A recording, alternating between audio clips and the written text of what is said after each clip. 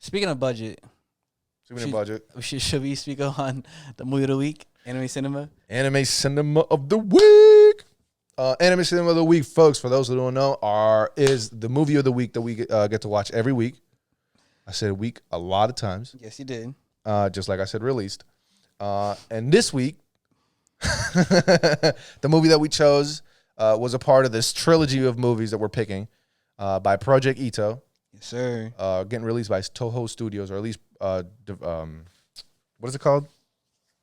What? It's not produced. It's distributed by Toho Studio. Yeah. And this week we picked Harmony. Harmony, yep. Harmony. So Harmony is produced by Studio 4C, Yes. unfortunately. Directed by Michael Arias and Takashi Nakamura. So like you said, it's based on a novel, and it's by Project Itoh. It was released in November 13th, 2015, and it's the second film from the trilogy. This movie was interesting. Do you like it? Not as much. Yeah. Yeah. Me neither. Unfortunately. Which was super unfortunate because I think I wanted to like this a lot because it was Studio 4C. Yeah, that's why I said budget, because I know what they are capable of, and this kind of let me down. Yeah.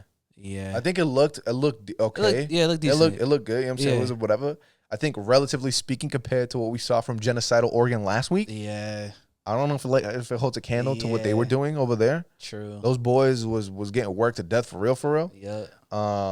And it's kind of unfortunate. And I think it also trickled down to the story too, to be perfectly honest. Yeah. I think it had a lot of interesting ideas. Like I saw them doing like the social credit score, the fucking all the consciousness conversations. Like I had a lot of interesting ideas, but I don't know if I liked, like I don't know if I loved all the characters. I feel like this would work a lot better as a book, like as it was first produced, because animating it, there's not much to add to it, to be honest. Because there's a lot of information. I feel like a lot of info dumps, all just talking to each other, X, Y, and Z, but like not much to really look at or to want to look at, I guess. Mm-hmm. So yeah, I don't know.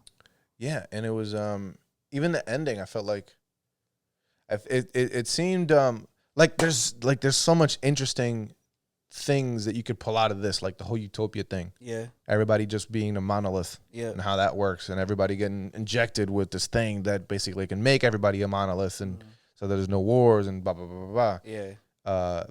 But this like 14-year-old, or however the fuck old she is, she's not fucking with it. Just because. Yeah. It's like it's boring. Now granted, she was giving her backstory, which was wild. Yeah. But yeah, I don't know. Like I feel like her hatred for the society isn't really warranted, because first of all, the society wasn't the one that did it to her. yeah, it was in the middle of like some serious smoke. Yeah, so it's like you take it on like a new person. It's like I don't want to get there, but like was she a foster child, right? Well, she got kidnapped. She said She got right? kidnapped, by the Russians. So it's like a lot of people in foster care, it's like when they hold on to that animosity from whatever they've been through to bring it to like a new family, and like they get all the shit for it. It's kind of like that. Like this whole society, which is supposedly good, she's like, nah, I'm burning it down for no reason. And it's like, I get you've been through stuff, but like they didn't do anything to you. Yeah, I think it's that Obito thing. Yeah. Or not even. I think it's that Baron thing. Baron, okay. Baron from Dragon Quest, which is like he got the bad end of the stick from this group of people, and then everybody else is getting the smoke. Yeah. Does that make sense? Yeah. And while I think there's like an interesting perspective there, I don't know that I'm on board. Like I wasn't like, I can see her perspective. Yeah. I can empathize, but I don't know that I could totally agree and maybe see and be on her boat for real, like I was for homie over in the movie last week for Genocidal Oregon. Yeah. But yeah, this movie is same thing as this psychological drama. Well, sci-fi movie. Just like Genocidal Oregon, it takes place in the near future, and you follow this investigator for the WHO, and I guess they spread. I guess they kind of call it a religion. It's called lifeism, and it's about basically doing whatever is necessary to make sure that your body is in the most pristine condition, taking all the medicines that whatever the fuck the government puts out, which is kind of interesting, and so that you can live as long as possible, fucking, not doing no fuck shit, right? Yeah. Being a specific way so that humanity can live as long as it can, as peaceful as possible, with no conflicts, no beefs, no nothing. Now, this only applies to certain sections of the country, because you end up going to or certain sections of the world, because you go to different places and they still live the old school way. They just eat shit. They still live to the 60s and 70s, getting cancer, Still can get fat, diarrhea, the whole nine. And I guess the main character kind of likes, or she's like the person that doesn't fit in. She feels as though she doesn't fit in because she doesn't like that whole lifeism style. Yeah. The gore was kind of crazy though. Yeah, that definitely caught me off guard. Yeah, and I'm just surprised that they were were able to do it with a butter knife. True. She has a butter knife. True. Like, that is the most dull fucking thing ever, and she had the energy to fucking. Yeah. I don't know how the fuck she did that. And I'm mad that it was done by, like, what was it? Like, she took over her brain pretty much. Like, it wasn't like her really wanting to do it. It was the other person just like, all right, you're about to cut yourself. Yeah, because the biggest conflict in this movie is the fact that there's a large number of suicides that happen, and it's because I guess there's this thing that they are able to do where they hijack the brain and then cause them to commit suicide or whatever. Yeah. And I wasn't a fan of that plot. Why not? Just because it felt boring. It felt like stale. Like, okay, get it, mind control. Like, I wish it was more intentional. Like, the characters doing it. If you're gonna do it, I wish it would have connected to something. But it's just like kind of a shell just committing suicide. I didn't feel anything from it. That's one of my biggest gripes with this series. That I didn't care for any of the characters, or this movie. I didn't care for any of the characters. I didn't really care for much of like the reason why things are happening, because it didn't feel like there was really a good driving reason. Well, what she was trying to do was cause enough havoc for them to turn that thing that they put in everybody's brain to make everyone a monolith. Yeah. Like all across the globe. Yeah. But I feel like in Genocidal Oregon, the dude speaking to people, like, he affected their soul. You know what I mean? Like, they made that decision. Whereas this is like, I'm gonna just do it because I want to do it. And it's like, I don't know. I wish the people involved, like a hijack, she's almost hijacking. Yeah. Well, no, hold on, wait. I'm gonna give it a little pushback. That's not true, because when there's a part in the movie where it's almost like the climax or whatever, where very L style, the TV comes on with an audio recording, and she's saying, "Yo, I'm gonna take control of everybody here to commit suicide. I'm taking accountability for every single suicide that, just happened or whatever. And if you guys don't kill somebody within the next 7 days, you are going to get fucking self-deleted." Yeah. By me.